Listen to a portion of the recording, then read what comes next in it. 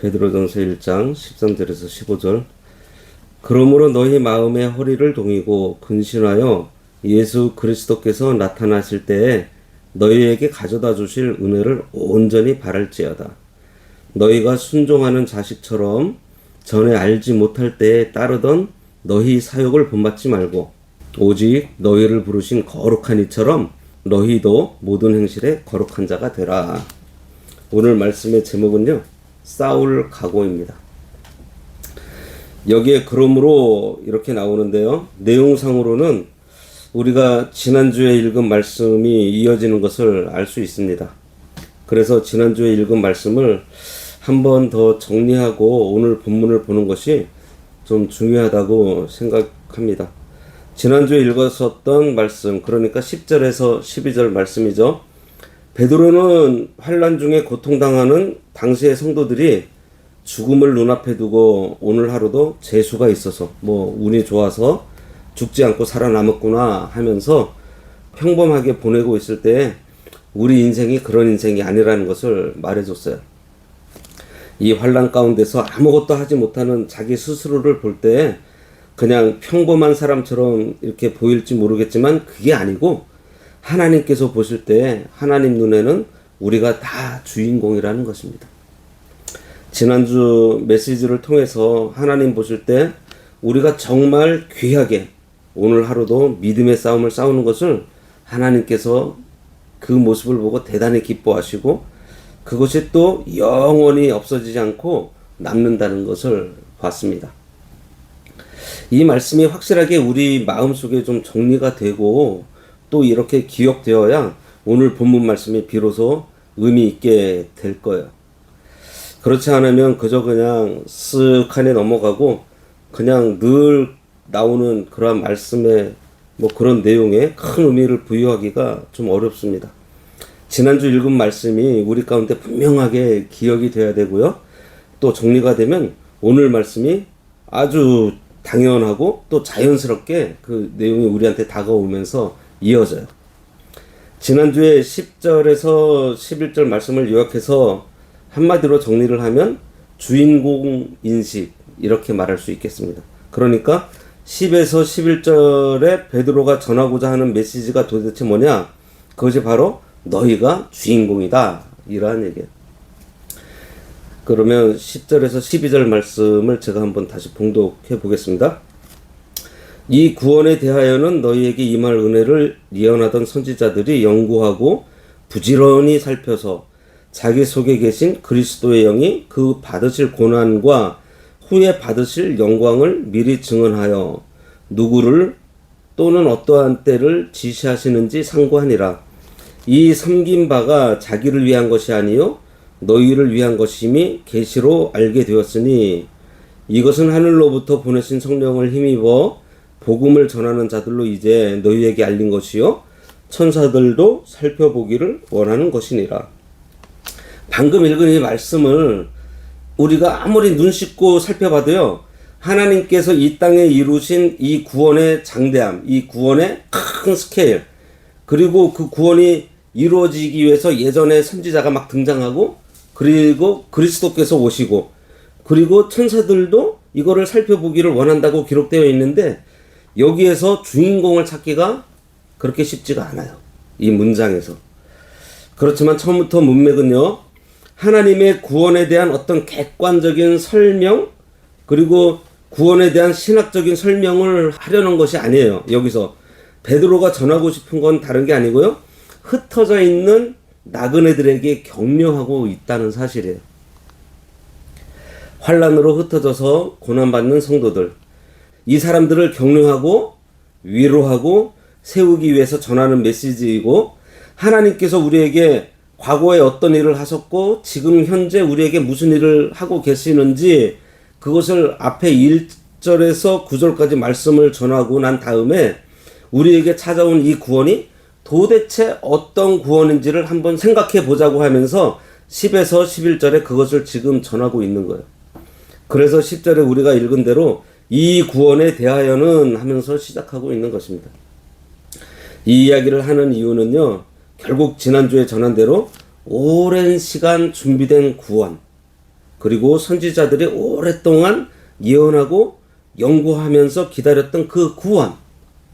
그래서 결국 그리스도께서 하늘의 보좌를 버리시고 이 땅으로 찾아오신 이 엄청난 사건, 이 놀라운 이야기, 그리고 천사들까지도 살펴보고 싶어하는 이 위대한 구원, 그 구원이 지금 우리에게 찾아온 것은 결국 구원받는 백성들, 바로 오늘 우리들이고요.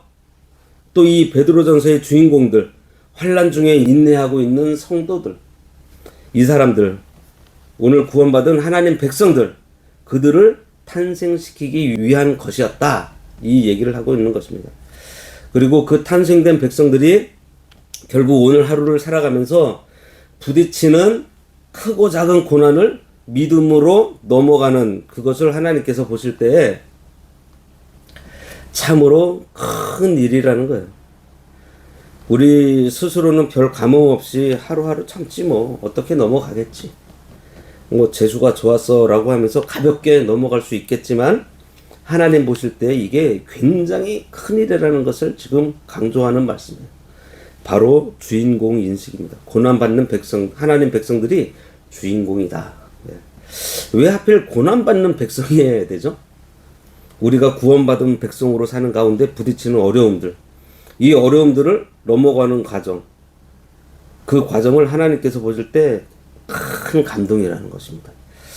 이것을 어떻게 생각을 할 수 있는가, 이게 보면은 이 죽을 병에 걸려서 정말 치료가 불가능한 사람이 있어요.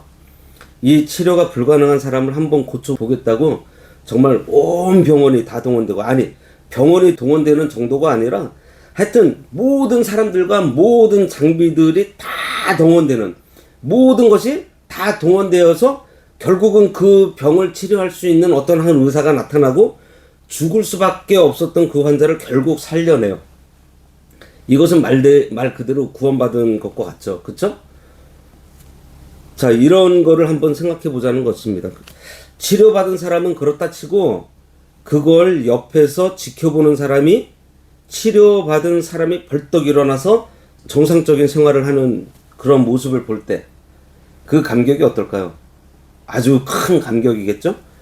환자 본인도 물론 감격하겠지만, 그 모든 과정을 아는 사람들, 그 모든 과정을 처음부터 끝까지 지켜본 사람, 이 한 사람이 일어나기 위해서 그동안 도대체 어떤 일이 일어났었는지, 어떤 큰 대가가 치러졌는지, 그걸 아는 사람에게도 역시 이 일은 보통 일이 아니라 큰 일이라는 거예요. 그 치료받고 일어난 그 사람, 주인공, 그 사람이 일어났다는 사실을 쳐다보면서도 감격하고, 그 사람이 걸어다니는 것만 봐도 감격하고, 더 감격스러운 건 뭔가 하니까 그 사람이 어려운 일을 견뎌내고 이겨냈다는 거예요. 그거를 지켜보고 있었던 그 감격. 이렇게 어떤 역경을 넘어가는 것을 볼 때, 야, 저건 진짜 기적이다, 기적, 이런 생각을 하게 되고, 본인이 느끼는 것 이상의 감격과 감동이 그 지켜보는 사람에게 있다는 것입니다. 하나님께서 그렇게 우리가 환난 가운데, 고난 가운데 그걸 인내하고 이겨내는 것을 보면서 그런 감정으로 우리를 지켜보고 계시다. 오늘 본문은 하지 않고 지금 10절, 12절 말씀을 전하는 것이요, 이것이 굉장히 중요한 말씀이기 때문이에요. 이 말씀을 지난주에 한 번만 전하고 넘어가기에 너무 아깝다고 할까요? 여하튼 그만큼 중요하기 때문이에요. 제가 왜 이 말씀을 하는가 하면, 여기에 대한 인식을 가지는 것, 다시 말해서 하나님의 관점으로 보는 거예요. 하나님께서 우리를 보실 때, 구원받은 백성들을 하나님께서 보실 때, 이건 참으로 큰 감격이고, 특히 우리가 고난 앞에서 기도하면서 또 눈물을 흘리면서 하나님 앞에 믿음으로 이걸 넘어가려고 하는 그 모습을 하나님께서 볼 때, 이건 진짜 엄청난 감동이라는 것입니다. 그래서 13절에 그러므로 이렇게 시작하고 있어요. 그러므로 이 일이 이렇게 큰 감동이라는 것을 아는 사람들이라면, 정말 하나님께서 우리를 보시는 것처럼 치료받은 한 사람, 구원받은 한 사람이 큰 감동의 주인공이라는 것을 아는 사람들이라면, 그 다음에 나타나는 반응, 그건 지금까지 말씀드렸듯이요, 너무너무 당연한 반응이 될 것입니다. 구원받은 하나님 백성들은 이제 어떻게 해야 되는가 하니 새 출발을 하는 거예요. 이제 구원받은 한 사람, 이 주인공을 위해서 얼마나 큰 대가가 지불되었는지를 알기 때문에 이 구원받은 주인공들은 이전과 다른 새로운 출발을 해야 한다는 거예요. 그 새 출발은 다른 것이 아니고요, 오늘 말씀의 제목입니다. 싸울 각오예요. 싸울 각오. 왜냐하면 시시한 구원을 받은 것이 아니고요, 정말 죽을 사람이 그야말로 살게 된 이 어마어마한 일이 일어났기 때문에 이제부터는요, 새로운 마음으로 싸울 각오를 하는 새 출발입니다. 우리 주위에 보면 큰 사고를 한번 당했다든지 큰 병에 걸렸다든지 해서 정말 우리가 흔히 하는 말대로 죽다가 살아난 사람, 이런 체험을 한 사람들을 가만히 보면요, 그 일이 터닝 포인트가 되어서 생활이 변화된 사람들을 많이 볼 수 있습니다. 고명환 씨인가요? 얼마 전에 읽은 책 속에서 제가 그걸 봤는데요, 자동차 사고 때문에 죽다가 살아났는데, 이런 비슷한 얘기 뭐 옛날에 윤복희 씨도 뭐 간증하는 것이 기억이 나는데, 자동차가 막 떼굴떼굴 굴러 떨어져서 죽다가 살아났는데 그 일이 있은 다음부터 사는 삶이요, 그냥 사는 것이 아니고 정말 제대로 살아야겠다는 그 생각을 했다는 것입니다. 바로 이거예요. 제대로 살아야겠다는 생각. 이것이 바로 싸울 각오예요. 오늘 13절 말씀은요, 바로 그 말씀입니다. 싸울 각오. 그래서 13절에 나오는 그러므로 너희 마음의 허리를 동이고 그 다음에 근신하여, 이렇게 말씀하고 있는 거예요. 마음의 허리를 동이라는 것은요, 마음을 잘 다스리고 단속하라는 말인데, 한마디로 이를 악물고 이런 뜻이에요. 긴장입니다. 근신하여 하는 이 말은요, 정신을 바짝 차리라는 거예요. 이렇게 긴장하면서 마음을 잘 단속하지 않으면 이 마음을 세상에 빼앗기고요, 마귀에게 빼앗기게 되어 있습니다. 그러니 내가 어떤 구원을 받았는지 알면 알수록 어떻게 되죠? 긴장할 수밖에 없고요, 정신을 차리지 않을 수 없는, 이렇게 되는 거예요. 우리가 성경 공부를 하는 목적이 이런 데 있습니다. 성경 공부를 많이 했는데 내 속에 영적인 긴장이 회복되지 않는다면 우리가 하는 성경 공부가 뭔가 좀 문제가 있어요.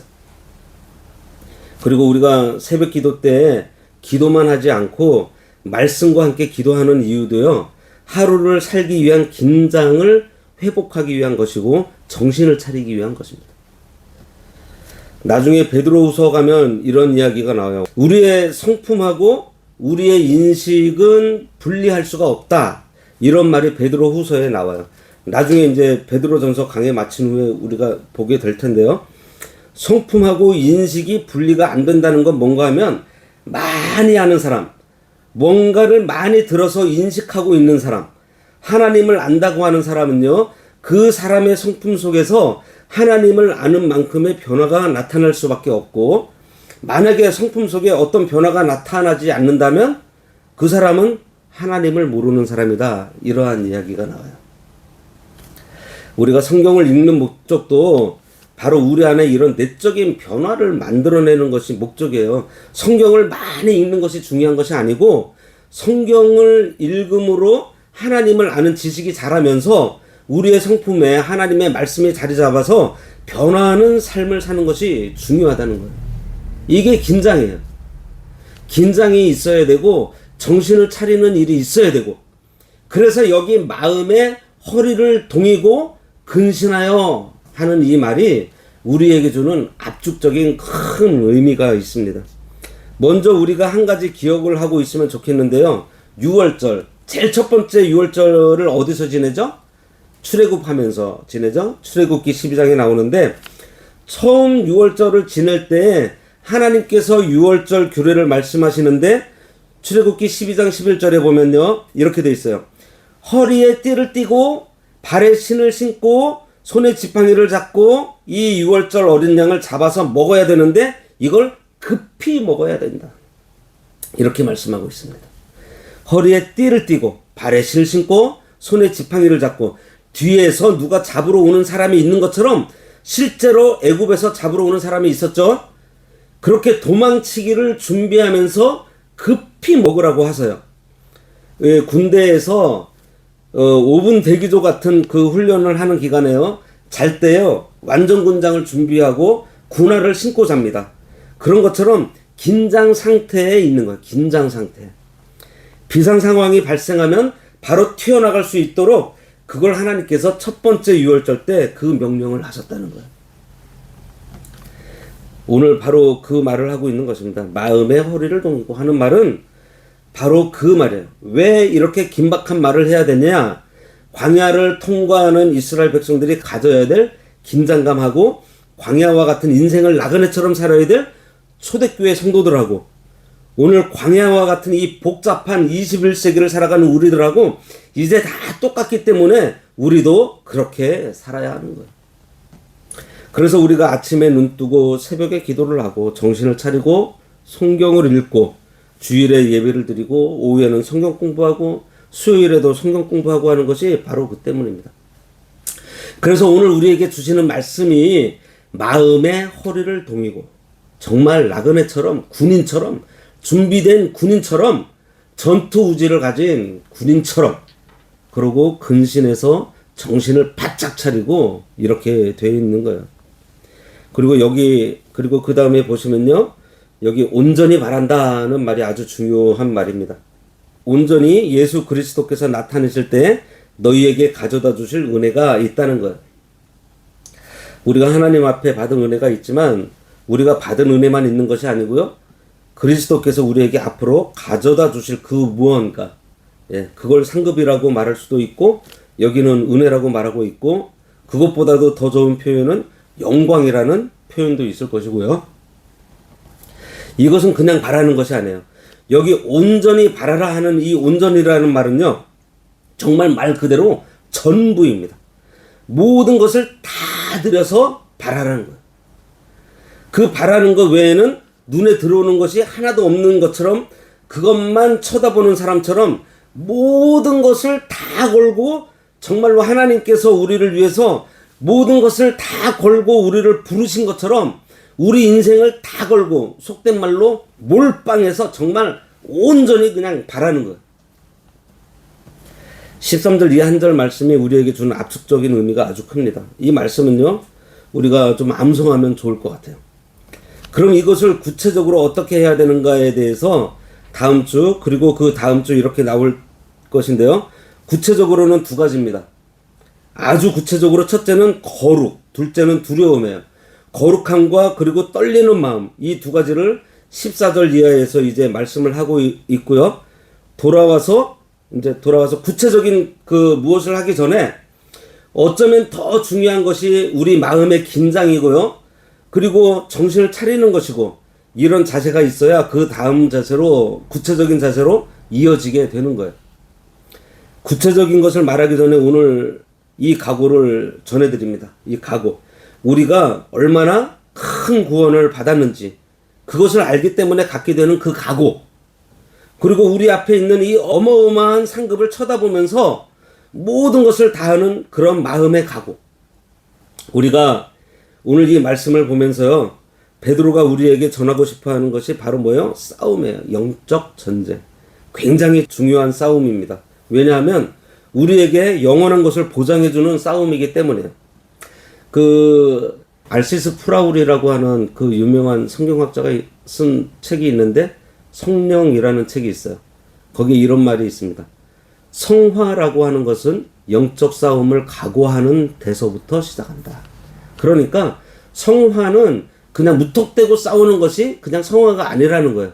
뭔가 계획적이고 각오가 있어야 되고요. 긴장이 있어야 된다는 거예요. 성화를 하기 위해서. 우리가 축구 경기 요즘은 우리나라 선수들도 실력이 있고 기술도 좀 있고 해서 잘하는 편에 속했는데 옛날 우리나라 축구 선수들 보면은 공을 차는 게 좀 투박하고 어딘지 좀 부족해 보여요. 그런데 국가대항전 같은 것을 하면 그렇게 크게 지거나 뭐 하지는 않는데 특별히 그 한일전 같은 경우를 보면은 일본보다 실력은 우리가 뒤지는 것 같은데 우리나라 국가대표 선수들이 이기는 것을 여러 번 봤습니다. 그때마다 그 아나운서들이 그 하는 말이 있어요. 정신력의 승리. 예. 그러면서 우리 선수들이 정신력이 뛰어났다고 칭찬을 합니다. 맞아요. 전쟁에서도요, 바로 이 정신력이 굉장히 중요해요. 사기가 굉장히 중요합니다. 우리의 영적 싸움도 마찬가지예요. 실제로 누가 잘 싸우고 기술이 누가 좋고 하는 건요, 전부 둘째 문제이고, 그 전에 이미 결정이 되어야 하는 것이 각오예요. 각오. 싸울 각오. 긴장하는 겁니다. 오늘 13절 말씀은 그걸 말씀하고 있어요. 그래서 사도 바울의 영적 전쟁을 말할 때도요, 제일 먼저 에베소서에서 진리의 허리띠를 띠고 그렇게 말하고 있잖아요. 진리의 허리띠를 띠고 말씀으로 무장해서 각오하라는 것입니다. 영적 싸움은 우리가 피할 수 없는 싸움이에요. 해야 되는 싸움입니다. 그리고 그 싸움을 하기 위해서 먼저 우리의 각오가 있어야 한다는 사실, 이 말씀을 기억하면서 13절 이 짧은 이 말씀을 아예 우리가 좀 암송하면서 우리의 남은 인생에서 날마다 승리하는 우리 모두가 되어야 하겠습니다. 기도하겠습니다. 하나님 아버지, 우리의 영적 싸움이 결코 피할 수 없는 반드시 싸워야 할 싸움이라 하셨사오니 하나님의 군사된 저희들 늘 긴장함으로 싸울 각오를 가지고 이 세상 살아갈 때 말씀으로 잘 무장하여 승리하는 삶을 살아가도록 아버지의 능력의 손으로 늘 도와주시옵소서. 예수님의 이름으로 기도드리옵나이다. 아멘.